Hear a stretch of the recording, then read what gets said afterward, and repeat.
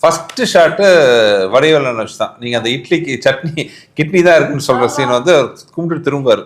என் பேனர்ல வந்து முதல் ஷாட். அப்ப நான் சென்டிமெண்டா சொன்னேன், நான் முருக பக்தர், முருகர் போட்டோ கும்பிட்டு திரும்பாரு. நான் சொன்னேன் முருகரை பார்த்துட்டு வடிவேல் திரும்புறாரு, என் பேனர் ஆரம்பிச்சிருங்கன்ட்டு. அது ஆரம்பிச்ச நல்ல நேரம், மோர் தென் 20 years பேனர் நல்லபடியா போயிட்டு இருக்கு. அன்னைக்கு லைட் இல்லாம எடுத்த சீன் தான் அந்த அக்கா காமெடி. ஒரே ஒரு பல்ப் மட்டும் தான் இருந்துச்சு, அந்த லைட் சோர்ஸ்ல எடுத்தது தான் அந்த ஒரு சீன். லைட்டு வெளியில வெளிச்சது. ஆமா. உதாரணத்துக்கு ஒன்று சொல்லப்பா, மலையை பத்தி உதாரணத்துக்கு சொல்லப்பா. நேற்று கேஸ்ட் ஆடியோ ஃபங்க்ஷன், காலையில 1 மணி நேரம் மழை. எப்படி மழை நின்று கொட்டி எடுத்துச்சு. ஆடியோ ஃபங்க்ஷனுக்கு வரவேற்குது.